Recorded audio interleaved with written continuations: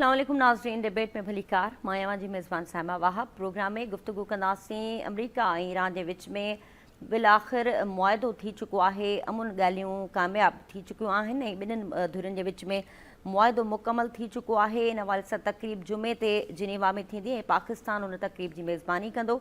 Iran पारां भी इन मुआहिदे की तस्दीक कई वई है। यकीनी तौर ते नाज़रीन ये तमाम अहम एक डेवलपमेंट है। ईरान ऐं अमरीका के विच में जेका छिकताण हुई, जेका जंग हुई, उन सॼी दुनिया के अंदर जेका मैशत है उनके मुतासिर कयो ऐं आपने हुरमुज़ जी बंदिश खां पोइ सॼी दुनिया जेका है वह एनर्जी क्राइसिस के फेस कयो, जंहिंजे करे जेका ओवरऑल इन्फ्लेशन है वह तमाम वधी। अमरीका इन मुआहिदे के हवाले सां केतिरो जेको आहे उहो कॉन्फिडेंट है। अमरीकी सदर डोनाल्ड ट्रंप बारहा पंहिंजनि बयाननि में हमेशह जेका कामयाबी की ॻाल्हि कंदो रहियो आहे त मुआहिदो थियण वारो आहे, पर उहो मुआहिदो केतिरो जेको आहे 2015 जे मुआहिदे खां मुख़्तलिफ़ हूंदो ऐं हिन मुआहिदे में अमरीका छा हासिल कयो, छा विञायो ऐं ईरान हिन मुआहिदे जे हवाले सां कहिड़ियूं जेके पंहिंजूं शर्तूं मञाइण में कामयाब रहियो आहे ऐं ख़ासि तौर ते हिन एग्रीमेंट जो ओवरऑल मिडल ईस्ट के रीजन ते कहिड़ो इम्पैक्ट पवंदो, सऊदी अरब इन मुआहिदे खे कीअं ॾिसी रहियो आहे ऐं नार जे मुल्कनि जे हवाले सां अगरि मुस्तक़बिल जी ॻाल्हि कयूं त ईरान ते अगरि पाबंदियूं ख़तमु थियनि थियूं त नार जी जेका मुस्तक़बिल जी जेका सूरत हाल आहे उहा किथे वेंदी। इन ओवरऑल सूरत हाल ते गुफ़्तगू लाइ असां सां वक़्तु वीडियो लिंक ते मौजूदु आहिनि। वॉशिंगटन DC खां असांखे जॉइन कयो आहे असद हसन साहबनि। पाण तमामु बहितरीन तजियो कंदा रहिया आहिनि। ओवरऑल जेका अमरीका ऐं ईरान जे विच में जेका चिकताण रही है, असां पंहिंजे मुख़्तलिफ़ प्रोग्राम्स में भी उन्हनि खे दावत दींदा रहिया आहियूं। असद साहब, आपको वेलकम कहेंगे आज के शो में। स्टूडियो में मुझसे अगर मौजूद हैं सीनियर साहब तजनगार फारूक मुरई साहब। सर तव्हांखे भी भली कार चवंदासीं। असद, शुरुआत आपसे। मुआहिदा हो चुका है, कैसे देख रहे हैं आप इस मुआहिदे को और इस मुआहिदे के अंदर क्या क्या है जो माजी के जो 2015 का जो मुआहिदा था उससे कितना ये मुख्तलिफ मुआहिदा हुआ है? बहुत शुक्रिया साइमा, आपने मुझे अपने प्रोग्राम में लिया। देखिए, अभी मुआहिदे पे इत्तेफाक हुआ है। मुआहिदे पे साइन होंगे फ्राइडे को, जैसा कि आपने बताया है। पाकिस्तान उसकी मेज़बानी करेगा जेनेवा के अंदर। और इसमें सबसे अच्छी बात तो ऑफ कोर्स यही है कि मुआहिदा हो गया है, यानी जंग बंदी जो आर्जी जंग बंदी थी उसको अब एक हतमी शक्ल मिल रही है कि जंग नहीं होगी। और ये ना सिर्फ जो मुतहारिब फरीक हैं उनके लिए, बल्कि पूरी दुनिया के लिए, पूरे खित्ते के लिए बहुत अच्छी खबर है। इस मुआहिदे में क्या है ये अभी तक किसी को मालूम नहीं है। उसका स्क्रिप्ट जो है वो बिल्कुल अभी तक सामने नहीं आया। क्या हतमी कंडीशंस हैं जिसके ऊपर दोनों जो पार्टियां हैं, बुनियादी तौर पे अमेरिका और ईरान, उन्होंने किन किन चीज़ों पे इत्तेफाक किया है। ये चीज़ें शायद हमें आगे चल के बताई जा सकें। लेकिन बहुत सारे लोगों को तो अभी भी इस पे शुबा है कि शायद ये तफसील कभी भी ना आए, सिर्फ एक वो बता दें हमें एक ट्वीट के जरिए कि हाँ जी एग्रीमेंट हो गया है और अब ईरान हमारी ख्वाहिशात के मुताबिक न्यूक्लियर वेपन नहीं बनाएगा। लेकिन अभी तक इन कंडीशंस के सामने ना आने के बावजूद दो तीन चीजें बहुत वाज़ी हैं। एक तो वो ये है कि जो आबनाए हुर्मुज़ है वो खुलेगी और उसका इम्पैक्ट जो है वो पूरी दुनिया पे अभी से आना शुरू हो गया है। अमेरिका में पेट्रोलियम की जो प्राइसेस हैं वो नीचे आने शुरू हो गई हैं। आई विश के पाकिस्तान के अंदर भी अब ये कीमतें कम हो जाएं, खासतौर पे जो इस जंग की वजह से उन्होंने बढ़ाई थी अब वो कम हो जाएं। दूसरा ये है कि दोनों मुल्कों के दरमियान अमन होगा और अब आगे चल के जो उन्होंने फिर इसकी जो नीटीज हैं और इसकी जो कंडीशंस हैं, जो टेक्निकलिटीज हैं, उसके लिए 60 दिन इनिशियली रखे हैं। उस पर दोनों मुल्कों की टीमें बैठेंगी, तवील मुज़ाकरात होंगे और उसमें ज़ाहिर दो बड़े इशूज हैं। प्रेसिडेंट ट्रंप और अमेरिका देरीना तौर पे ये चाहते हैं कि ईरान न्यूक्लियर ना बना सके और ईरान को ऐसी कमिटमेंट करने में कोई आर नजर नहीं आता। ईरान पहले भी कह चुका है, उनके सुप्रीम कमांडर भी कह चुके हैं कि हम नहीं बना रहे। और ईरान को बदले में क्या चाहिए कि ईरान के जो अपने फंड्स जो फ्रीज हैं अमेरिका ने कर रखे हैं और वो कतर और यूएई के अंदर हैं, वो फंड्स जो हैं वो रिलीज हों और उसके साथ साथ अमेरिका ईरान के ऊपर जो सैंक्शंस हैं वो खत्म हों या ग्रेजुअली कम की जाएं। तो ये है उसका मुस्तकिल। और दूसरा ये कि सबसे बड़ी बात कि इसराइल को कंटेन करने के लिए ये भी कहा गया है कि इवन लेबनान के अंदर जो जंग बंदी है वो भी इसका हिस्सा होगी। तो ये ईरान ने कुछ गेन किया है, कुछ अमेरिका आगे चल के जब कंडीशन सामने आएंगी और प्रेसिडेंट ट्रंप जैसा कि कहते हैं कि हम 2015 के मुआहिदे से बेहतर मुआहिदा सिक्योर करेंगे अमेरिका के लिए, ये हमें उस वक्त अंदाजा होगा जब उसकी कंडीशंस और जिन जिन जिन पॉइंट्स पे इत्तेफाक हुआ है वो जब सामने आएंगे। तो अच्छा असद साहब, इस हवाले से भी हमें बताएगा कि ये जो मुआहिदा है इसका इब्राहिम अकॉर्ड भी आपने जैसे सुना कि मिडिल ईस्ट के ममालिक पे जोर दिया गया कि वो इब्राहिम अकॉर्ड पे अमल दरामद करें, और उसके बाद अगर ये मुआहदा मुस्तकिल तौर पे इस पे इम्प्लीमेंटेशन जब शुरू होंगी तो उसके बाद खित्ते की सूरत हाल आप किस तरह देख रहे हैं? सऊदी अरब और ईरान के राब्ते बहाल होते हैं और मुस्तकबिल में, तो फिर आप खित्ते का तवाज़ुन किस तरह देख रहे हैं? इसमें तो कोई शक नहीं है कि ईरान ने ना सिर्फ अपनी एक मजबूत अपने आप की मुज़ाहमत जो है उसका जी। इजहार किया है, रेजिस्टेंस शो की है, बल्कि इस जंग के नतीजे में उसने थोड़ा पॉलिटिकल और डिप्लोमेटिक इन्फ्लुएंस वो भी गेन किया है। ऑलरेडी खित्ते के ऊपर इसका सियासी असर रसूख है। इस जंग के खत्म होने के बाद ये तय है कि अमेरिका जिन खलीजी ममालिक को बशमूल सऊदी अरेबिया के जिनकी सिक्योरिटी को गारंटी करता था, अब वो ये समझते हैं कि अमेरिका उनको सिक्योर नहीं कर सका है, क्योंकि हजारों मिसाइल्स जो हैं वो ईरान ने, आपको मालूम है कि यूएई पे फायर किए हैं जी। और कुवैत पे मारे हैं, सऊदी अरेबिया तक उसने अपने मिसाइल मारे हैं। सो बिल्कुल। उसके बाद ये तो तय हो गया कि अमेरिका उनका दिफा नहीं कर सकता। तो लॉन्ग टर्म इफेक्ट यही होगा कि वो अपने लिए सिक्योरिटी के मुतबादिल इंतजाम की तरफ जाएंगे, अपने आप को एम्पावर करेंगे। पाकिस्तान के लिए सारे सिक्योरिटी नेट के अंदर एक बड़ी अपॉर्चुनिटी है शायद पाकिस्तान को, और तुर्की एक ऐसे, चूंकि दोनों पावरफुल मुल्क हैं, पावरफुल मिलिट्रीज हैं दोनों मुल्कों के पास, वो रीजनल सिक्योरिटी में उनका कंट्रीब्यूशन हमें ज़्यादा नजर आए। और डिप्लोमेटिकली हमें ये फ़र्क नज़र आ सकता है कि ये वो सारे मुल्क जो ईरान के साथ एक दुश्मनी या मखासमत रखते हैं कई बुनियादों पे, या इस बुनियाद पे कि वो समझते हैं कि अमेरिका चूंकि मुखालिफ रिजीम का, रिजीम चेंज हो जाएगा तो हम लोग जो है वो नए रिजीम के साथ करेंगे। तो मुझे लगता है कि अब वो अपने आप को सियासी तौर पे भी कनेक्ट करेंगे इन मुल्कों के साथ। और ईरान के प्रेसिडेंट का कल मैं स्टेटमेंट देख रहा था, जो ये कह रहे थे कि हम अपने जो खलीजी ममालिक हैं, खलीजी रियासतें हैं, उनके साथ जो है गलत फहमियाँ दूर करने में हमें ब्रेक थ्रू मिल रहा है। सो ये एक बड़ा इम्पैक्ट होगा कि इनके आपस के ताल्लुकात बेहतर हो जाएंगे, डिप्लोमेटिक टाइज बेहतर हो जाएंगी, जो कि रीजन के लिए अच्छी बात है। और अमेरिका का असर और रसूख वहां पे कम हो जाएगा, अमेरिका की प्रेजेंस रहेगी, लेकिन अमेरिका की के ऊपर जो डिपेंडेबिलिटी है वो कम हो जाएगी, उसके ऊपर इन्हिसार कम हो जाएगा, और उसके ऊपर मजीद दूरस असरात में हम देखेंगे कि शायद आगे चल के अमेरिका को अपनी प्रेजेंस भी उससे महरूम होना पड़े। अच्छा, आप ये कह रहे हैं कि मिडिल ईस्ट के अंदर जो बेसिस हैं वो भी ख़त्म हो जाएंगी, और जिस तरह ईरान बारहा इस जंग के दौरान ये कहता रहा है कि इस खत्ते का अमन तब होगा जब अमेरिका इस खत्ते से जाएगा, तो बेसिस की अगर बात करें तो वो फंक्शनल रहेंगी, उसकी प्रेजेंस कब तक मुमकिन रहेगी, और उस सूरत में फिर ईरान का क्या उस पर स्टैंड होगा? देखिए, प्रेजेंस पे तो ईरान को कोई एतराज नहीं है, हर मुल्क का अपना एक एग्रीमेंट है, प्रेजेंस तो रहेगी। और वो ठीक। फौरी तौर पे प्रेजेंस तो खत्म होने का मतलब ये है कि फिर तो अमेरिका का सफाया हो गया। अमेरिका पॉलिटिकली वो स्टैंड ही नहीं कर सकेंगे, प्रेसिडेंट ट्रम्प के लिए बहुत मुश्किल हो जाएगा। प्रेजेंस रहेगी, लेकिन उस प्रेजेंस की वजह से उन मुल्कों को जो कॉन्फिडेंस था कि चलो हमने अड्डे दिए हुए हैं, उसके बदले में हम महफूज रहें, वो कॉन्फिडेंस शेकअप हो गया है। वो कॉन्फिडेंस, वो एतमाद जो है वो टूट गया है या कमजोर हो गया है। सो वो क्या आगे ज़ाहिर शक्ल तो कोई इख्तियार करेगा, वो कोई और शक्ल होगी, और प्रेजेंस रहेगी फौरी तौर पे, उसका खात्मे का कोई इम्कान नहीं है। और कब तक रहेगी कुछ भी यकीन से नहीं कहा जा सकता। शायद दहाई भर रहे, या जब तक हम ये बात कर रहे हैं कि एक यूनिपोलर वर्ल्ड में हम रह रहे हैं, मल्टीपोलर वर्ल्ड हो जाती है, फिर उसकी प्रेजेंस की कोई अहमियत है या नहीं। सो आगे चल के वो जिन मुल्कों ने अमेरिका को बेसिस दे रखे हैं वो खुद इवेल्युएट करेंगे और उसकी बुनियाद पे कोई फैसला करेंगे, लेकिन फिल वक्त उसकी प्रेजेंस को कोई खतरा नहीं रीजन में रहेगी अमेरिका की। अच्छा साहब, इसराइल इस मुआहदे को किस तरह देख रहा है? जो चीज़ें रिपोर्ट हो रही हैं उसमें तो इसराइल की तरफ से शदीद रद्द-ए-अमल आया, वो कह रहा है कि हम इस मुआहदे को नहीं मानते, और ये जो मुआहदा हुआ है इसमें हम पार्टी भी नहीं हैं। तो फिर क्या सूरत हाल होगी मुस्तकबिल में? ये जो मुआहदा हुआ है वो कितना सस्टेनेबल है अगर इसराइल इसमें जो है वो उसकी इनपुट नहीं है इसमें? तो देखिए, ये मुआहदा तो होगा, और जहां तक इसराइल है, इसराइल की ये ख्वाहिश जरूर हो सकती है कि वो डिप्लोमेटिकली या सियासी तौर पे किसी तौर पे इस मुआहदे को नाकाम करे, लेकिन इसराइल के पास मैं ये कहूँगा ऐसे मसल्स नहीं हैं कि वो अमेरिका के सामने खड़ा हो जाए। वो छोटी मोटी ऐसे एक्शंस ले सकता है जिसके की वजह से इस मुआहदे की जो बुनियादी जो बेसिस हैं उसको नुकसान पहुंचे, लेकिन वो और ज्यादा रेजिस्ट नहीं कर सकता। इस जंग ने ये भी साबित किया है कि इसराइल और अमेरिका मिलकर ईरान को उस तरह से शिकस्त नहीं दे सके जैसे वो एक्सपेक्ट कर रहे थे। तो इसराइल अकेले तौर पे ईरान का सामना नहीं कर सकता या ईरान को नुकसान नहीं पहुंचा सकता है। और प्रेसिडेंट ट्रंप ने बैन सतूर ने कहा भी है, और यहाँ पे तजियाकार ये कहते हैं कि ये तो साबित हो गया कि अगर अमेरिका इसराइल के साथ नहीं है तो इसराइल कोई लंबी जंग नहीं लड़ सकता। इसराइल की अपनी एक्सपर्टीज हैं, वो इंटेलिजेंस के अंदर है, इसराइल की एक्सपर्टीज टैक्टिकल स्ट्राइक्स के अंदर है, सर्जिकल स्ट्राइक्स के अंदर है।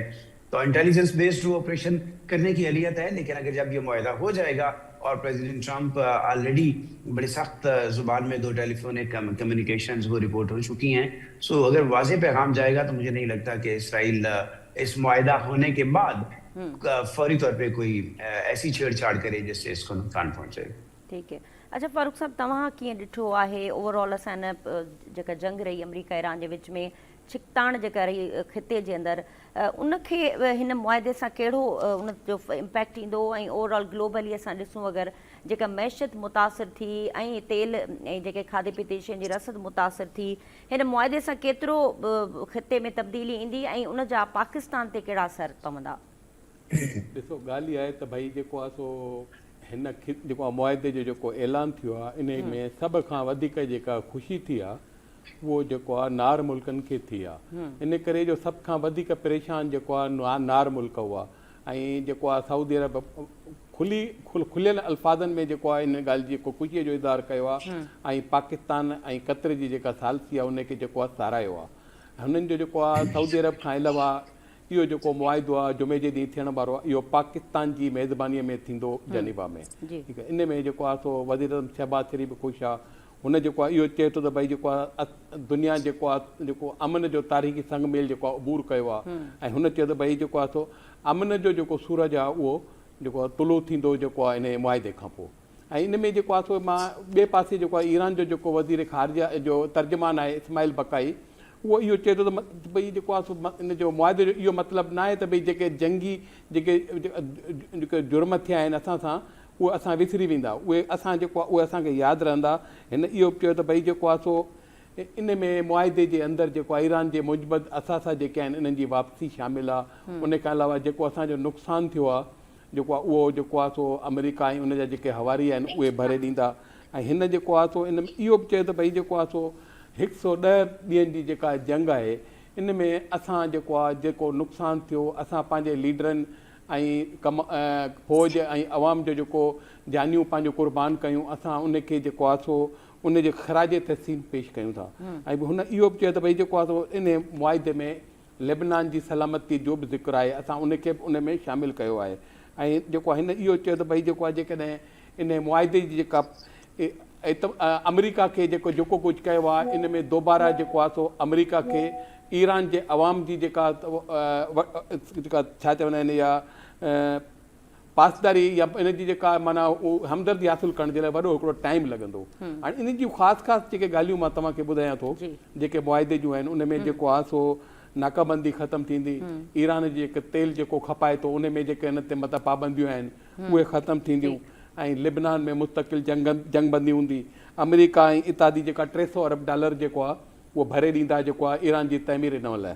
ऐं उन खां अलावा ईरान जेको आहे मिज़ाइल प्रोग्राम जेको आहे ख़तमु कंदो ऐं मज़ामती ग्रुपनि जी हिमायत न कंदो। ऐं जेके ईरान जा $24 अरब जेके असासा आहिनि उहे जेको आहे सो उनखे वापसि थींदा।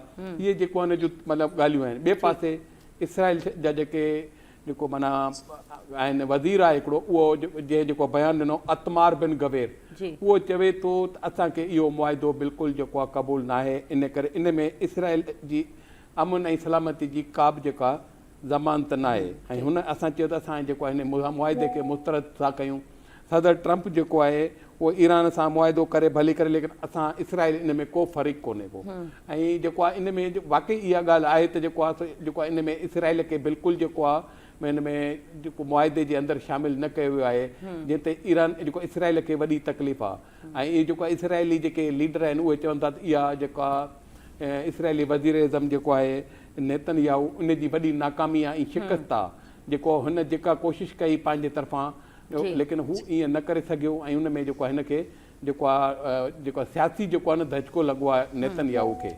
ऐं इन में हिकिड़ी ख़ासि ॻाल्हि जेका आहे उहा इहा आहे त भई जेको आहे इसराइल जेको आहे इन मुआदे खे नुक़सानु पहुचाए सघे थो जेकॾहिं हू जेका हुनजो तरीक़ेकार आहे माना लबनान में हुनजी फ़ौज मौजूदु आहे जेकॾहिं हू चाहींदो त जेको आहे फ़ौज जेको अॼु ते आहे उनखे वापसि हुन इनकार करे छॾ असां हुनखे वापसि कोन कंदासीं उहा पंहिंजी जॻह ते मौजूदु रहंदी ऐं सभिनी खां वॾी ॻाल्हि जेका उहा इहा आहे त इसराइली जेका आहिनि उहे चवनि था त जेसि ताईं हिज़बुल्लाह खे ख़तमु न कयो वेंदो तेसि ताईं असां इन मुआदे खे न मञींदासीं ऐं इन सां घटि कंहिं बि ॻाल्हि खे असां नथा मञूं। अच्छा असद साहब, जिस तरह फारूक साहब ने भी फरमाया कि हिजबुल्लाह के हवाले से भी जो ईरान के मुतालबात थे वो भी एक्सपेक्टेड है कि वो इस मुआहदे में उनको भी इंक्लूड किया गया है। तो ओवरऑल अगर हम देखें पाकिस्तान के कॉन्टेक्स्ट में इस मुआहदे को, तो पाकिस्तान को कितना फ़ायदा होगा? जैसे ईरान के तेल पे पाबंदियाँ जैसे ख़त्म होगी एक्सपोर्ट पे, उसके अलावा सी पैक है, ईरान गैस पाइपलाइन है, गवादर है, तो ओवरऑल क्या इम्पैक्ट देख रहे हैं पाकिस्तान का इस मुआहदे के हवाले से? देखिए, पाकिस्तान ने ज़ाहिर है सबसे पहले तो बहुत गेन किया है डिप्लोमेटिकली। पूरी दुनिया उसकी तारीफ कर रही है, पूरी दुनिया रिस्पेक्ट दे रही है कि पाकिस्तान ने एक जंग जो है वो जो कि बहुत ज़्यादा पोटेंशियल रखती थी कि फैल जाए, उसको रोकने में एक बड़ा कलीदी किरदार अदा किया है।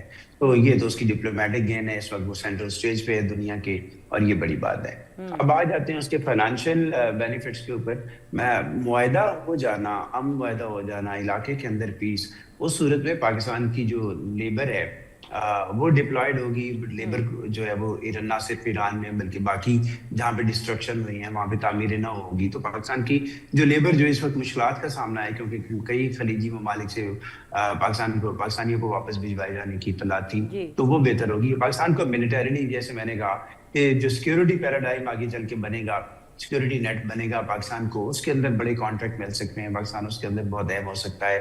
तो पाकिस्तान के ये ऑफकोर्स फवायद हैं, और ये है कि अब इन हालात के अंदर पाकिस्तान अपनी इंटरनल स्टेबिलिटी, पॉलिटिकल इस्तेहकाम हो, बाकी जो मुतारिब कहना चाहिए कि जो फ्रीकें विद इन कंट्रीज हैं उनके साथ भी अगर अमन और मसालियत की बात की जाए और पाकिस्तान के अंदर सियासी इस्तेहकाम लाया जाए, तो फिर ये मल्टीप्लाई हो सकता है। जैसे दिन दुगनी रात चौगनी तरक्की वाली बात हो सकती है, तो वो हो सकता है। लेकिन जब तक पाकिस्तान के अंदर इंटरनल ये फ्रिक्शंस रहेंगे, सियासी इस्तेहकाम नहीं होगा, इदारे मजबूत नहीं होंगे और अपनी अपनी जगह पे फंक्शनल नहीं होंगे, तो अदर उस सूरत में पाकिस्तान को ग्राउंड के ऊपर आप कोई बड़ी तब्दीली नहीं देखेंगे। हाँ, आप शेर सुर्खियों में पाकिस्तान का नाम हमेशा देखते रहेंगे। तो ये है, मेरा तो इस पर बिलीव है।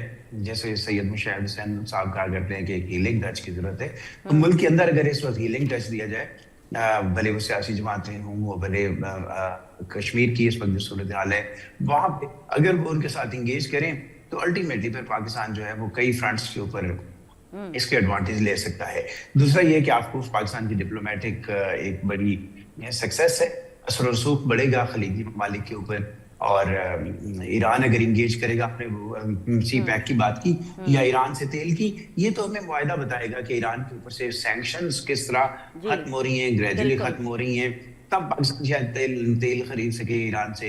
या पाकिस्तान ने चुके ऐसा रोल प्ले किया है, तो जैसे इंडिया को थोड़ी बहुत सहूलत दी जाती है, एग्जाम्पशंस दी जाती हैं कि वो तेल खरीद ले ईरान से भी और रूस से भी, और पाकिस्तान को भी अगर ऐसी कोई सहूलत दी जाती है, तो पाकिस्तान का भी इससे बहुत बड़ा फायदा होगा, जो फिर नीचे आवाम तक उसका पहुंच सकता है। असद साहब, इस हवाले से भी बताएगा कि अमेरिका के अंदर इस मुआहदे के हवाले से क्या खबरें हैं और किस तरह देखा जा रहा है इस मुआहदे को।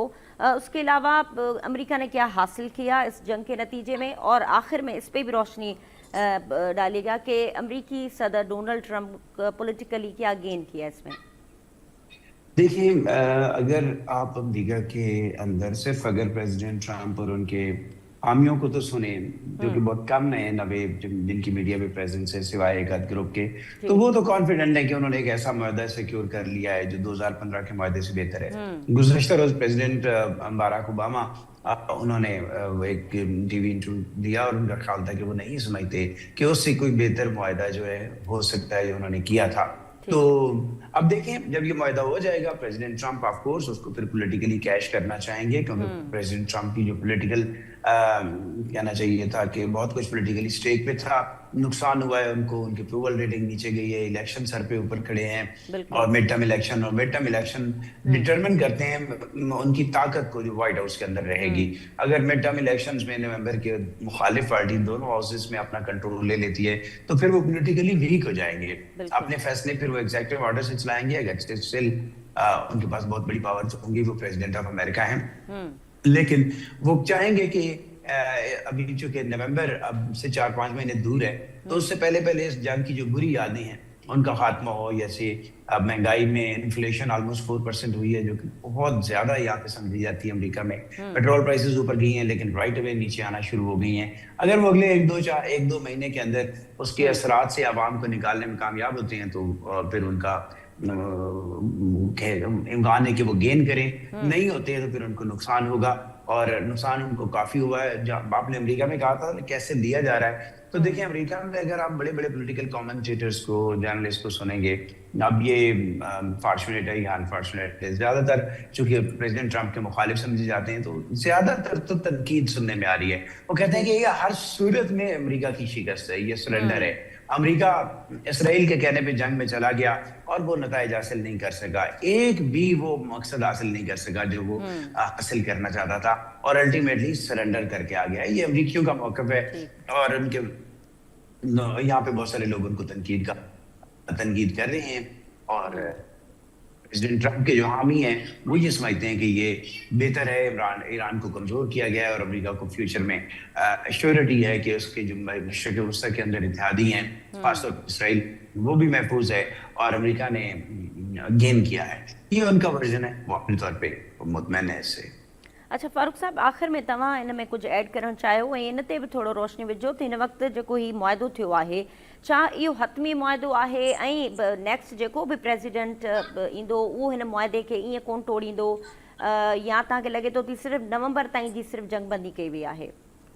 न, अहिड़ी ॻाल्हि कान्हे का। पहिरीं बि जेको 2015 में जेको मुआहिदो थियो हो उहो बि जेको आहे सो हिन महिल ताईं हलियो, लेकिन इन में तव्हांखे हिकिड़ी ॿी ॻाल्हि ॿुधायां त भई जेको आहे सो ॿिन्ही तरफ़नि खां जेको आहे न कुझु नरमी थी आहे। जेको बिल्कुलु ईरान जेको आहे इन ॻाल्हि ते हो त जेको बिल्कुलु अटल हो त असां जेको आहे सो जोहरी प्रोग्राम जेको आहे मतिलबु पंहिंजो जेको यूरेनियम खे जेको रचायो आहे उनजो जेको आहे सो असां जेको आहे सो असांजो मतिलबु एटम बम ठाहिण जो इरादो ई कोन्हे को। असांजी जेको आहे मज़हबी असांखे जेको पंहिंजे वॾे इजाज़त ई न ॾिनी आहे, इहो असां तया त असां जोहरी जेको आहे प्रोग्राम ॾे कोन वेंदासीं, लेकिन असांखे जेको आहे सो बाक़ी जेको आहे मेडिकली ऐं ॿियनि जेको ज़रूरत जेको आहे यूरेनियम जो रचाव असांजे लाइ ज़रूरी आहे। पोइ उन अमेरिका इन ॻाल्हि ते राज़ी थी वियो, असुलु झगड़ो इन ॻाल्हि ते रुकियो पियो हो। ऐं ॿियो जेको त भई जेको आहे आबनाए हुरमज़ आहे उन में टैक्स वठण ते, उन ते जेको आहे ईरान पोइ हिते हटी वियो, लेकिन त भई ठीकु आहे असां उन खां टैक्स कोन वठंदासीं। उन्हनि जेको आहे ईरान जो चवणु इहो आहे त अमान ऐं असां गॾिजी जेको आहे हिकिड़ी जेको आहे इंतज़ामी कमेटी ठाहींदासीं जेका हिन जी निगरानी कंदी आबनाए हुरमज़ जी। जॾहिं त जेको यूरेनियम जो जेको रचाव आहे उन अमेरिका उहा महदूद हद ताईं इजाज़त ॾेई छॾी, जंहिंखां पोइ ॿई धुरियूं हिक ॿिए सां राज़ी थियूं, न त इन ॻाल्हि ते मामलो हिकिड़ो अटकियल हो। ठीक है हसन साहब, बहुत शुक्रिया, आपने हमें वक्त दिया और ईरान और अमेरिका के मुआहदे के हवाले से बातचीत की। नाज़रीन, असद हसन साहब असां सां गॾु हुया वाशिंगटन DC खां, उन जॉइन कयो ऐं ओवरऑल जेको ही एग्रीमेंट थियण वञे पियो, पीस एग्रीमेंट, उन जा जेके ख़दो ख़ाल आहिनि उन ते रोशनी विझी ऐं मुस्तक़बिल छा हूंदो इन मुआहदे जो ऐं रीजन जो, उन ते गुफ़्तगू तव्हां ॿुधी। हिते प्रोग्राम में मुख़्तसिर ब्रेक शामिल कयूं था, असां सां गॾु रहिजो।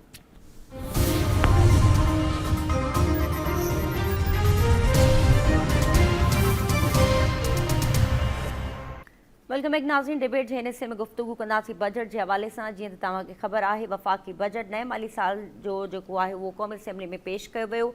18,771 अरब रुपयनि जो बजट पेश कयो वियो ऐं बजट खां पोइ जेको आहे हिन वक़्तु मुख़्तलिफ़ तज्ज़िया ऐं गुफ्तगू जो सिलसिलो हलंदड़ आहे। हिन वक़्तु प्रोग्राम में असां गुफ्तगू कंदासीं त जेको वफ़ाक़ी बजट आहे उन जे हवाले सां जेके प्रोग्राम्स रखिया विया आहिनि ऐं ओवरऑल इन जो इम्पैक्ट कीअं आहे, असांजी मुआशी सेगमेंट जे हवाले सां उन ते गुफ्तगू कंदासीं। असांखे प्रोग्राम जे हिन हिस्से में जॉइन कयो आहे चेयरमैन आहिनि FPCCI जा ऐं अॻूणा वज़ीर आहिनि मियां ज़ाहिद हुसैन साहब, उन्हनि खे वेलकम चऊं था। ऐं उनखां अलावा शकील नाइज बि असांखे फ़ोन कॉल ते जॉइन कयो आहे। ज़ाहिद साहब, बहुत शुक्रिया, आपने हमें वक्त दिया। किस तरह आप इस बजट को देख रहे हैं? सनतकार के हवाले से जिस तरह आप का माजी में हमने देखा, जो बजट है वो ज़्यादातर जो है वो सिर्फ कर्ज़ों और ब्याज की शरह में उसमें जो है वो चला जाता है, लेकिन आम इंसान के लिए बजट जो है वो कभी भी फ़ायदेमंद साबित नहीं हुआ। तो इस हवाले से हमें बताएगा कि जो बजट 2026-27 पेश हुआ है उसको आप एज ए सनतकार किस तरह देख रहे हैं? जी, बिस्मिल्लाहिर्रहमानिर्रहीम। सबसे पहले मैं आपका और आपके नाज़रीन का शुक्रिया अदा करता हूँ। और जहाँ तक आपके सवाल का ताल्लुक है तो मैं समझता हूँ कि ये जो बजट है 3.7% ग्रोथ हमारी पिछले साल रही है, और अब इस साल यानी अगले साल जिसके लिए बजट पेश किया गया उसमें इन्होंने ग्रोथ का जो टारगेट रखा है वो 4% है। तो दूसरे लफ्जों में इसका मतलब यह है कि गवर्नमेंट अभी तक कंसोलिडेशन के फेज में है और वो चाहती है कि मईशत को इस्तेहकाम हो, ताकि जो पहले होता था बूम बस्ट साइकिल कि एकदम हम तरक्की की शराब बढ़ाते थे और फिर हम दोबारा कर्जों का शिकार हो जाते थे। तो गवर्नमेंट अभी बहुत फूंक के एहतियात के साथ कदम रख रही है। तो ये जो बजट है ये तकरीबन इसी सिमत में है और इसमें 2250 अरब रुपए के नए टैक्स भी लगाए गए हैं। नए टैक्सों से मुराद ये है कि टैक्सों के हेड तो वही हैं, लेकिन उसमें शरों में रद्दबदल किया गया है, जिसके नतीजे में 2250 रुपए गवर्नमेंट एक्सपेक्ट कर रही है। पिछले साल जो गवर्नमेंट को मिला था रेवेन्यू वो कोई 13,000 अरब था और अब 2250 उसमें डालने से हो गया 15,500 टारगेट है। तो अब इसमें जाहिर है कि गवर्नमेंट ये एक्सपेक्ट करती है कि इसमें जो बिजनेस कम्युनिटी है या आवाम है वो टैक्स मजीद दे। और आवाम का जहाँ तक ताल्लुक है तो आवाम तो पहले ही आपको पता है कि बहुत ज्यादा टैक्स दे रही है, उसमें शायद उनके लिए गुंजाइश नहीं है, और इसीलिए गवर्नमेंट ने सैलरीड पर्सन के लिए उसमें काफी रिलीफ का ऐलान भी किया है। और अब सैलरीड पर्सन के लिए उसमें शरें जो है टैक्स की उन्होंने कम कर दी है। अच्छा, बिजनेस कम्युनिटी की अगर हम बात करते हैं तो एक तरफ वो सेल्स टैक्स वगैरह में ओवरऑल उन्होंने टैक्स बढ़ाए भी हैं गवर्नमेंट ने, लेकिन साथ साथ जो सुपर टैक्स है जिसकी वजह से मल्टीनेशनल को बड़े बिजनेसेस जो हैं उनको तकलीफ हो रही थी कि अपना बिजनेस फर्दर एक्सपेंड नहीं कर पा रहे थे, तो उनके लिए सुपर टैक्स वगैरह में उन्होंने काफी रिलीफ दी है। इसी तरीके से अगर हम देखें तो उन्होंने छोटे छोटे बेबी स्टेप्स में काफी रिलीफ प्रोवाइड करने की कोशिश की है।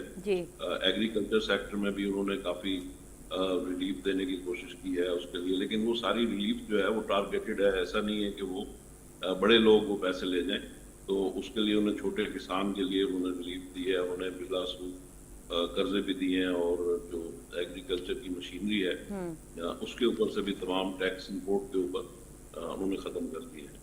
अच्छा, अगर हम एक्सपोर्ट सेक्टर की बात करते हैं तो उसमें भी उन्होंने एक तरफ तो एक्सपोर्टर को 0.25% टैक्स बढ़ा दिया है, लेकिन दूसरी तरफ उन्होंने उन्हें यानी एक्सपोर्टर्स को 4.5% इंस्टेड ऑफ 11.5 उनको 4.5% के ऊपर लोन भी ऑफर किया है कि भाई आप बैंकों से 4.5% पे ले लें। तो इस तरह गवर्नमेंट ने कोशिश तो काफी की है कि टारगेटेड लोगों को रिलीफ दें और टारगेटेड उनकी परफॉर्मेंस भी जांचें, क्योंकि जब आप टारगेटेड किसी को कोई रिलीफ देते हैं तो फिर उसके सामने कोई टारगेट भी होता है, कोई मकसद भी होता है, ऑब्जेक्टिव होता है, और वो आप देखते हैं कि ये अचीव हो रहा है या नहीं हो रहा। तो ये इस तरह की चीजें हैं जिसमें उन्होंने काफी इम्प्रूवमेंट करने की कोशिश की है। IT सेक्टर में भी उन्होंने रिलीफ दिया है उनको 3 साल के लिए, जो उनका रायती रेट है, फिक्स टैक्स है, उसको 3 साल के लिए मजीद उन्होंने बढ़ा दिया है। और IT सेक्टर में भी हमारी एक्सपोर्ट्स आपको पता ही है कि वो बढ़ रही है, और इस साल $4.5 अरब हमारी IT की एक्सपोर्ट हो जाएगी। तो ओवरऑल मैं समझता हूँ कि गवर्नमेंट ने एक मुस्बत और राइट डायरेक्शन में सही कदम उठाए हैं। ओवरऑल देखें, हमें बहुत सारी शिकायत भी हो सकती हैं, और पूरी जो आइडियलिज्म के हिसाब से अगर हम देखें तो शायद उस तो बजट पूरा ना हो सकता हो, लेकिन जो गवर्नमेंट के पास स्पेस है और IMF के प्रोग्राम में हम हैं, IMF की शराइत भी हमने पूरी करनी है, इकॉनमी को भी हमने कंसोलिडेट करना है, और ये भी देखना है कि दोबारा हम जो हमारा ट्रेड डेफिसिट तो अभी चल रहा है, लेकिन ये कि करंट अकाउंट डेफिसिट में हम दोबारा ट्रैप ना हो जाए। तो इस साल भी अल्हम्दुलिल्लाह हमारा जो करंट अकाउंट डेफिसिट है वो ऑलमोस्ट बराबर ही होगा या शायद थोड़ा बहुत सरप्लस होगा। पिछले साल भी हमारा जो करंट अकाउंट डेफिसिट है वो नहीं था और सरप्लस में था। तो इस लिहाज से गवर्नमेंट कामयाब जा रही है, लेकिन जहाँ तक अवाम को रिलीफ देने का ताल्लुक है तो अवाम भी उस तरीके से रिलीफ एक्सपेक्ट करते हैं, शायद वो मंजिल अभी 1-2 साल शायद अभी और। अच्छा जाहिद साहब, आम आवाम की अगर बात करें तो सेहत और तालीम और जो बुनियादी जो मसाइल हैं एक आम आदमी के, उस हवाले से इस बजट में आप क्या देख रहे हैं? गवर्नमेंट ने देखें आम आदमी के जो मसाइल है उसके लिए सड़कों के लिए भी उन्होंने फंड रखे हैं, क्योंकि अगर सड़कें बनेंगी तो आम आदमी को सहूलत होगी, उसको कारोबार में, तजारत में, रोजगार की जगह पे पहुंचने के लिए उसको आसानी होगी। ट्रांसपोर्ट के लिए भी गवर्नमेंट ने खासे पैसे इसमें रखे हैं। और इसके अलावा जो अगर गरीब आदमी को देखें तो उसमें इस प्रोग्राम जो है बेनजीर इनकम सपोर्ट प्रोग्राम, उसमें भी फंड बढ़ा दिए हैं। तो उसमें काफी गवर्नमेंट ने डायरेक्ट सब्सिडी देने की कोशिश की है। इसी तरीके से तनख्वाहों में भी इजाफा किया गया है, शायद 10% या 7% के करीब, तो तनख्वाहों में भी इजाफा किया गया है। तो और इसके अलावा आप देखें कि बात यही है कि अगर रोजगार बढ़ेगा तो आम आदमी को तो फायदा तभी होगा कि रोजगार बढ़ेगा तो लोगों को नौकरियां मिलेंगी, और जिनके पास नौकरियां ऑलरेडी हैं उनको और बेहतर नौकरियां मिल सकेंगी। एक चीज और भी गवर्नमेंट ने एक अच्छी की है कि पिछले साल 8 लाख लोग हमारे बैरून मुल्क गए जिन्हें हमने मैन पावर एक्सपोर्ट की, और इस साल भी गवर्नमेंट की कोशिश यही है कि हमारे लोग जो है बाहर जाके रोजगार हासिल कर सकें और वहां से रेमिटेंस भेजें। तो इस साल जो है हमारी तकरीबन कोई 41 बिलियन डॉलर, तकरीबन यानी 12,000 अरब रुपए पाकिस्तान में आए हैं, और इसके नतीजे में यानी 1 करोड़ के करीब लोग हमारे बाहर हैं। अगर 5 आदमियों की फैमिली यहाँ लगा लें तो इसका मतलब है कि वो 12,000 करोड़ रुपए जो है उन 5 करोड़ लोगों के जेर इस्तेमाल आए। तो भी इस तरीके से और भी अगर लोग बाहर जाएंगे, बाहर से अर्निंग करेंगे, तो यहाँ से ट्रेनिंग लेके जाएंगे। पहले हमारे यहाँ से जो लेबर जा रही थी वो ट्रेन नहीं होती थी, लेकिन अब गवर्नमेंट ने वोकेशनल ट्रेनिंग इंस्टीट्यूट्स काफी सारे बना दिए हैं, और उनमें उनको अच्छी बामकसद ट्रेनिंग भी दी जा रही है, ताकि जब वो लोग बाहर जाएं तो एक अच्छी सैलरी के ऊपर जाएं, और स्किल्ड लोग जाएं और अच्छी सैलरी के ऊपर जाएं, ताकि वो वहाँ पे खुद भी अच्छे माहौल में रहें और अच्छे पैसे भी कमाएं, और पाकिस्तान में भी वो पैसे ज्यादा बिल्कुल। अच्छा जाहिद साहब, इस पे भी थोड़ा रोशनी डालेगा कि इस वक्त मुल्क की तकरीबन 40% जो इकोनॉमी है वो इनफॉर्मल है, उसकी कोई डॉक्यूमेंटेशन नहीं है। टैक्स नेट बढ़ाने के लिए हुकूमत क्या इनिशिएटिव ले रही है? आपको इस बजट में कोई हुकूमत की तरफ से कोई फ्रेमवर्क, कोई होमवर्क नजर आया टैक्स नेट बढ़ाने के लिए? ये देखें, हुकूमत पिछले कई साल से, ये हुकूमत भी, इससे पिछली हुकूमत भी, उससे पिछली हुकूमत भी जी टैक्स नेट बढ़ाने के लिए इकदाम करती रहती है, और उनकी पूरी कोशिश होती है। उससे पहले आपको पता है कि ताजिर पोस्ट स्कीम यही गवर्नमेंट लेके आई थी, लेकिन वो पूरी तरह नाकाम हो गई। अब ये टैक्स आसान स्कीम जो गवर्नमेंट अभी इस दफा लेके आई है ताजिर हजरात के लिए, और उसमें ताजिर हजरात ने भी उसका खैर मकदम किया है। आपने टीवी वगैरह पे देखा होगा कि उन्होंने आगे टीवी के ऊपर खैर मकदम किया है। तो उसमें उन्होंने ये रखा है कि जी अगर आपकी 20 करोड़ रुपए सालाना तक की सेल है तो आप सिर्फ 1% टैक्स दे दें, और फिर आपसे कोई पूछ नहीं होगी, कोई आपका ऑडिट नहीं होगा, कोई आपकी आर्म पुस्टिंग नहीं होगी, कोई एनफोर्समेंट नहीं होगी। सिंपली आपको ये करना है कि आपने FBR में रजिस्टर होकर उनकी जो नेम प्लेट है वो अपनी दुकान के बाहर लगा देंगे, ताकि आपको कोई लोग आगे तंग ना करे FBR से। तो मेरा ख्याल है कि ये एक अच्छी गवर्नमेंट की कोशिश है, हम इसकी मुकम्मल तारीफ करते हैं FPCCI के प्लेटफॉर्म से भी, और ये गवर्नमेंट ने एक अच्छा स्टेप लिया है। और इससे जो ताजिर हजरात हैं जो असल में टैक्स देने से नहीं डरते, वो डरते हैं FBR के जो मसाइल हैं कि जब वो रजिस्टर होते हैं तो फिर FBR की जो प्लेज्ड उनके ऑडिट और इस तरह की दूसरी चीजें होती हैं, उस वजह से वो डरते हैं और घबराते हैं। तो अब गवर्नमेंट ने उन्हें इस चीज की मुकम्मल प्रोटेक्शन दे दी है। तो मैं समझता हूँ कि अब ये एक अच्छा कदम है, और उसके नतीजे में अब ताजिर हजरात को कोई खौफ और खतरा नहीं, तो वो अब उसमें वो होपफुली और इंशाल्लाह वो इसमें रजिस्टर भी हो जाएंगे, और इससे हमारा जो टैक्स नेट है वो भी बढ़ेगा, और फिर इस तरह से गवर्नमेंट ने जो उसमें एक्सपेक्टेशंस रखी हैं रेवेन्यू के हवाले से, तो वो भी पूरी होगी। ठीक है मियां जाहिद हुसैन साहब, बहुत शुक्रिया आपने धरती TV न्यूज़ को वक्त दिया। नाज़रीन, मियां जाहिद हुसैन साहब चेयरमैन FPCCI ऐं अॻूणा वज़ीर सां सां गॾु हुआ। फारूक साहब, जाहिद हुसैन साहब जी ॻाल्हि बि तव्हां ॿुधी, पर हिते हिकिड़ी ॿी जेका अपडेट्स आहे उन में स्टेट बैंक जो मॉनेटरी पॉलिसी बाबति अॼु इजलास बि थियो आहे, जंहिंमें व्याज जी शिरा 11.5% बरक़रार रखण जी तजवीज़ ॾिनी वई आहे, जंहिं ते एतिराज़ वारियो वियो आहे ऐं सिंगल डिजिट में इनखे रखण जो मुतालबो कयो वियो आहे। त इन हवाले सां तव्हां छा चवंदा, अगरि व्याज जी शरह एतिरी रहे थी त उन सां को नुक़सानु थींदो, ऐं अगरि व्याज जी शरह घटि थिए थी त उन सां केतिरो फ़ाइदो थींदो? ॾिसो ॻाल्हि इहा हुई त भई कंहिं जेको आहे हिकिड़ो वक़्तु हो जॾहिं जेको आहे सो व्याज जी जेका शरह हुई 22.5% ते पहुची वई हुई, जंहिंखे जेको आहे सो घटाईंदे घटाईंदे जेको आहे हिननि 3 सालनि जे दौरान हुकूमत जेको आहे सो उनखे 10.5% जेको आहे फ़ीसद ते जेको आहे उनखे आणियो आहे। ऐं जेको आहे उन में जेको आहे ताजिरनि ऐं सनतकारनि जो मुतालबो हो त भई इनखे सिंगल डिजिट में कयो।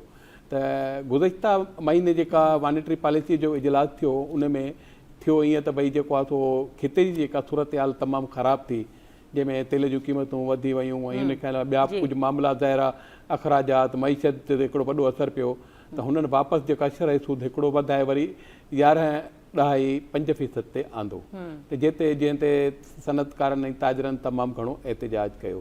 लेकिन जेको आहे स्टेट बैंक जो चवणु इहो ई आहे त भई जेको आहे सो खिते में जेका सूरत हाल आहे, जेको मॉनेटरी पॉलिसी जो इजलास थियो, इन्हनि इहो चयो त भई जेको आहे सो इन में असांखे जेको आहे सो तेल जी जेका पैसा ॾियणा था पवनि, उन खां अलावा ॿिया मसइला आहिनि जेके असां दुनिया आलमी मतिलबु तौर ते जेको ख़र्चु पाकिस्तान करे थो ऐं जेको इम्पोर्ट एक्सपोर्ट जी मद में जेको ख़र्चु आहे डॉलरनि जी सूरत में थिए थो, उन में शरही सूद खे जेको आहे सो हिननि हिते जेको आहे सो मुस्तहकम रखियो हिननि जेको आहे सो 11.5% ते। हालांकि जेको आहे इहे ताजिर ऐं सनतकार इहा तवक़ा करे रहिया हुआ त शायदि हीअ जेको आहे बजट खां पोइ जेको शरह सूद आहे उनखे जेको आहे सिंगल डिजिट में 10 या 9% ते आणिणो हो। हाणे इन में जेको आहे APCCI जो जेको मौक़ुफ़ आहे उहो इहो आहे त भई जेको आहे पाकिस्तान में जेको आहे कारोबारी लागत आहे ऐं एनर्जी कास्ट जेका आहे सा वधी वई आहे, जंहिंजे करे एक्सपोर्ट में सख़्तु मुक़ाबिलो आहे ॿियनि मुल्कनि खां।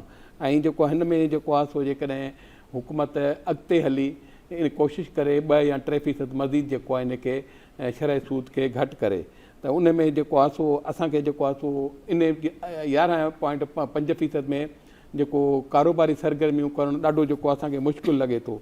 ऐं इम्पोर्ट ऐं एक्सपोर्टर जेके आहिनि उन्हनि खे जेको आहे सो इनखे मईशत खे सपोर्ट ॾियण जे लाइ जेको आहे शरह सूद करणु घटि करणु तमामु घणो आहे।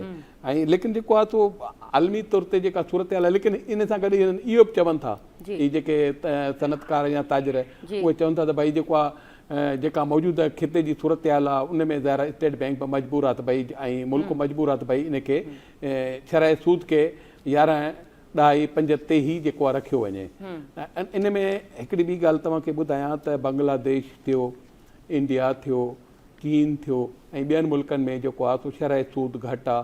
माना शरह सूद घटि थियणु मतिलबु जेको पाकिस्तान किथां जेका का मतिलबु बैंकुनि खां जेके ही सनतकार या ताजिर जेको कर्ज़ु खणनि था पोइ उन्हनि खे उन ते जेको कर्ज़ ते जेके पैसा ॾियणा था पवनि सूद, उहो जेको आहे तमामु घटि थिए थो, त पोइ उन्हनि खे इहो फ़ाइदो पए थो त हू वधीक ख़रीदारी कनि था ऐं वधीक इम्पोर्ट एक्सपोर्ट ते जेको ख़र्चु कनि था। पर जेकॾहिं इहा शरह सूद तमामु वधे थी त हुननि खे इहो मुश्किल थी थो वञे जेको आहे कर्ज़ु खणी को कारोबार खे वधाइण में वधाइनि था, त पोइ उन में ज़ाहिर उन्हनि खे तमामु घणा उनजे जवाब में पैसा ॾियणा था पवनि। अच्छा शकील नाइक साहब, तव्हां गुफ़्तगू महिमाननि जी ॿुधी, हिन वक़्तु वफ़ाक़ी बजट जे हवाले सां गुफ़्तगू हलंदड़ आहे। पाण अगरि थोरो माज़ी ते रोशनी विझूं त PDM सरकार जो जेको हिन वक़्तु सेटअप आहे, नून लीग जी हुकूमत आहे, लॻभॻि 4/5 बजट हिन भेरे पेश कयो वियो आहे। हिन वक़्तु ताईं तव्हांखे लॻे थो त मुल्क जे जेका इस्तेहकाम जी ॻाल्हि हुई, हमेशह असां इहो लफ़्ज़ ॿुधंदा अचूं था त मुल्क जेको आहे उहो इस्तेहकाम तमामु ज़रूरी आहे, त तव्हांखे लॻे थो त PDM सरकार खां पोइ हिन वक़्तु ताईं जेको सेटअप आहे मुल्क जे अंदरि उन को स्टेबिलिटी आंदी आहे मुल्क जे अंदरि, ख़ासि तौर ते मुआशी लिहाज़ खां? ॾिसो मुआशी लिहाज़ सां इहा स्टेबिलिटी कीअं ईंदी, तव्हां इहो ॾिसो त वफ़ाक़ी बजट पेश थिए 3 ॾींहं थी चुका आहिनि। सिंध सरकार ऐलान कयो आहे त असां 17 जून ते बजट पेश कंदासीं। अॼु हींअर असीं ॻाल्हायूं था 16 सुभाणे न परीं जो बजट सिंध हुकूमत जो पेश करिणो आहे। अॼु 15 ते शाम ताईं सिंध हुकूमत खे या पंजाब हुकूमत खे ख़बर पखूंगा हुकूमत बलूचिस्तान खे वफ़ाक़ी हुकूमत अञा ताईं आगाही न कयो आहे त NFC अवार्ड में तव्हांखे केतिरी रक़म ॾिनी वेंदी त जीअं तव्हां बजट ठाहियो। जेसिताईं इस्तेहकाम जी ॻाल्हि आहे, इस्तेहकाम जे वक़्तु कीअं ईंदी, जॾहिं तव्हां तेल जूं क़ीमतूं वधाईंदो, कंहिंखे बि इंसेंटिव न ॾींदो, किफ़ायत शुआरी केसि ताईं हलाईंदो। किफ़ायत शुआरी वारी जेका मुहिम आहे, इन मुहिम में रेल ताईं सिर्फ़ु इहो ज़रूरु चयो वियो आहे त तेल घटायो वियो आहे या उन्हनि जा जेके तरक़ियाती ख़र्च घटाया विया आहिनि, पर तव्हां इहो ॾिसो त हेल ते उनजो फ़ाइदो कोन पियो आहे। तरक़ियाती बजट तव्हांजो न थियणु बराबरि आहे। नए माली साल में जेको बजट पेश कयो वियो आहे, तव्हां इहो सम्झो त 70 खां 80% तरक़ियाती जेको आहे ख़र्च न थींदा। ऐं तरक़ियाती बजट न हुअण जे करे तव्हां ॾिसो सिंध खे सिर्फ़ु 5 मनसूबा ॾिना विया आहिनि जंहिं ते 61 अरब रुपया रखिया विया आहिनि। इस्तेकाम कीअं ईंदो, तरक़ियाती इस्तेकाम कीअं ईंदो? वफ़ाक़ी सरकार खे सभिनी जेके बि लाॻापियल ज़िमियूं आहिनि, जेके स्टेक होल्डर उन सभिनी सां ॻाल्हाइणु घुरिजे ऐं मईशत जी तरक़ी लाइ, मुल्क जी तरक़ी लाइ अहिड़ा उपाउ वठणु घुरिजनि जंहिंसां घटि में घटि बेरोज़गारी घटिजे, मईशत तरक़ी करे ऐं जेको तव्हांजो इम्पोर्ट एक्सपोर्ट आहे हुन में वाधारो थिए। हाणे तव्हीं इन में जेका इम्पोर्ट एक्सपोर्ट में तव्हांजी पॉलिसी एतिरी कमज़ोर आहे जंहिंजे करे तव्हांजो जॾहिं बि जेको आहे उहो जेको तव्हांजो बजट आहे या तव्हांजी जेका आमदनी आहे उन में इज़ाफ़ो न थिए। बसि सिर्फ़ु हिकिड़ी शइ ते ज़ोर ॾियनि पिया, पेट्रोल महांगो कनि था पिया या वरी टैक्स वधाइनि पिया त जीअं जेके हिननि जा पंहिंजा ख़र्चा पूरा करे सघनि। हिननि जी का लॉन्ग टर्म पॉलिसी न आहे, जंहिं सबबु जेको आहे ईंदड़ बि तव्हां सम्झो त मुस्तक़बिल क़रीब में बि वफ़ाक़ी सरकार जो को बि क़दम नज़र न पियो अचे जंहिंसां कहूं था असांजो मुल्क तरक़ी कंदो या असांजी हिननि शोबनि में का वाधारो ईंदो। इहा शइ नज़र बसि हुननि जी जेका शइ बजट ते मजमूई तौर ते चओ त बजट में हुननि सिर्फ़ु टैक्स वधायो आहे, न उनमें तरक़ियाती मनसूबा वधाया अथऊं न ॿियो कुझु, बल्कि NFC वारनि मां हाणे कट हयो अथऊं जेको दिफ़ाई बजट लाइ। हाणे अञा अॼु शाम ताईं इहो कोन आगाह कयो वियो आहे त इहो कट केतिरो हयो आहे ऐं सूबनि खे केतिरो बजट जेको अच्छा शकील साहब, छो वजह छा आहे? मुस्तक़िल तव्हां इहे अपडेट्स शेयर कंदा रहो पिया, हिन वक़्त ताईं अंग अखर न आहिनि ॿुधायो विया, NFC में केतिरो कट लॻंदो, सूबनि खे इहो बि न आहे ॿुधायो वियो। देर जी वजह छा आहे? देर जी वजह इहा आहे त वफ़ाक़ी सरकार हिकिड़ी पॉलिसी न पई ठाहे सघे न। हुन वटि फ़ैसिला वफ़ाक़ी बजट त पेश थी चुको आहे, पोइ हाणे छा मसइलो आहे? हाणे हीअ आहे त हीअ आणींदा हींअर फाइनेंस बिल जी। इन्हनि जो हिन वक़्तु तकरार हलंदड़ आहे त फाइनेंस बिल जॾहिं आणींदा, फाइनेंस बिल में जेको NFC अवार्ड आहे उन मां सूबनि जो कट वेंदो। हालांकि तोड़े जो आइन आहे, आइन NFC अवार्ड खे तहफ़ुज़ ॾियो वेठो आहे। 28वीं तरमीम जो चौबोल बि इन जो सिलसिलो हुयो, पर 28वीं तरमीम करण जे बजाए हिननि फाइनेंस बिल में तरमीम करे NFC अवार्ड मां कट था आणनि। अञा ताईं सूबनि खे अॼु 15 तारीख़ जेका अॼु ताईं शाम जो आगाह न कयो अथऊं त तव्हांखे केतिरो ॾींदा। हाणे सिंध सरकार एॾी वॾी परेशान आहे छाकाणि त हीअ हाणे ॾींदा। मां चवां थो हुन खां पोइ प्रिंटिंग प्रेस में तव्हांजा जेका बजट किताब शाया थींदा तव्हां तसवर करे सघो था त 17 तारीख़ अगरि सिंध हुकूमत बजट पेश कयो त सिंध हुकूमत केॾो ॾुखियो हूंदो, छाकाणि त सिंध हुकूमत खे जॾहिं पैसा ई ख़बर न हूंदी त बजट केतिरा ठहींदा, कंहिं मद में केतिरा पैसा रखंदा, तरक़ियाती बजट केतिरो हूंदो, गैर तरक़ियाती बजट केतिरो हूंदो, या जेके सिंध हुकूमत जा पंहिंजा कर्ज़ आहिनि उहे कीअं अदा कंदी, नवनि मनसूबनि लाइ छा रखियो वेंदो, हलंदड़ मनसूबनि खे। सिंध हुकूमत खे एॾो वॾो मुंझायो वियो आहे जो सिंध जो वॾो वज़ीर मुराद अली शाह, चीफ सेक्रेटरी सैयद आसिफ अदर शाह, सूबाई वज़ीर जाम खान छोरो सैयद नासिर हुसैन शाह, शकील इनाम में, ये सभु इस्लामाबाद में आहे। पूरो 4-5 ॾींहं अचण खां पोइ बि उहे ख़ाली हथे मोटी आया आहिनि त उन्हनि खे अॼु सुधे ताईं बि इहो न ॿुधायो आहे त तव्हांजो कट केतिरो लॻो आहे या तव्हांखे हिसो केतिरो मिलंदो। हाणे ॿुधायो त वफ़ाक़ी सरकार जॾहिं एतिरो नंढो फ़ैसिलो नथी करे सघे त पोइ ॿुधायो त इहो वरी कहिड़ी स्टेबिलिटी आणींदी या कहिड़ा नवां तरक़ियाती मनसूबा आणींदी, कहिड़ो मुल्क में नवां तरक़ियाती जेको ख़र्च आणींदी या मईशत खे मज़बूत करण जा कहिड़ा क़दम खणंदी। वफ़ाक़ी सरकार हिन वक़्तु बिल्कुलु ॿुधतर जो शिकार आहे, बिल्कुलु हिकिड़ो फ़ैसिलो न पई करे सघे ऐं जंहिं करे सूबा जेको आहे उहो ॾाढो सख़्तु परेशान आहे। ठीकु आहे फारूक साहब, तव्हां शकील साहब जी ॻाल्हि में कुझु ऐड करणु चाहियो आख़िर में? बसि मां इहो ई चवंदुसि त भई जेको आहे हीअ जेका बजट जेका 2025-26 जेका साल जी जेका बजट आहे इहा जेको आहे सो आम आवाम जे लाइ न आहे, लेकिन जेको आहे वापारियुनि जे लाइ, सनअतकारनि जे लाइ तमामु सुठी आहे। सभु हिन जी तारीफ़ कनि था पिया। इहो इन करे त जेको आहे इहो जेको बजट तजावीज़ जेके हुयूं इहो 6 महीननि खां जेको हुकूमत जेको आहे हिननि सां ॻाल्हायो पिए, सनअतकारनि सां, ताजरनि सां, नंढियुनि तंज़ीमुनि सां, इहो उन्हनि जेको आहे सो जेके तजवीज़ूं ॾियूं उन ते अमल थियो। जेको हिननि फिक्स टैक्स 25,000 रुपया कयो आहे 20 करोड़नि ताईं, इन में तमामु ताजर घणा ख़ुशि आहिनि ऐं सनअतकार भई उनजी जेका ऐं उन खां वधीक हूंदो त उन में उनखे हिकिड़ो दफ़ो 50,000 रुपया ॾियणा पवंदा ऐं उन खां पोइ जेको हू कारोबार कंदा या मुनाफ़ो थींदो उन ते 1% जेको हुननि जो टैक्स लॻंदो। इन ॻाल्हि इहा ई जेको हिननि जी तजवीज़ूं हुयूं इन ॻाल्हि ते तमामु घणो ख़ुशि आहिनि जेको आहे ताजिर ऐं सनतकार ऐं उन्हनि खे जेको आहे इहा तमामु जेको आहे बजट सुठी लॻी आहे ऐं लेकिन इन में जेको आवाम खे को बि रिलीफ कोन्हे ज़ाहिर आहे जेका IMF जो जेको उनखे इंस्ट्रक्शन्स आहिनि जेके महांगाई जे लाइ तेल जे बारे में लेवी जे बारे में उन में ज़ाहिर आहे किथां जेको आहे हुकूमत जेको आहे आवाम खे ख़ुशि करे सघंदी बाज़ारि जेको आहे सो बजट जे लाइ जेको आहे ताजिर ऐं सनतकार त मुतमइन आहिनि लेकिन अवाम मुतमइन न आहे। ठीकु आहे फारूक साहब तव्हांजी वॾी महिरबानी। शकील नाइक साहब तव्हांजी बि वॾी महिरबानी, तव्हां प्रोग्राम में गुफ्तगू कई। नाज़रीन महिमाननि जी गुफ्तगू तव्हां ॿुधी बजट जे हवाले सां। इन ते ई डिबेट जो वक़्तु पंहिंजी पुॼाणी ते पहुतो। ॾींदा इजाज़त, अल्लाह हाफ़िज़।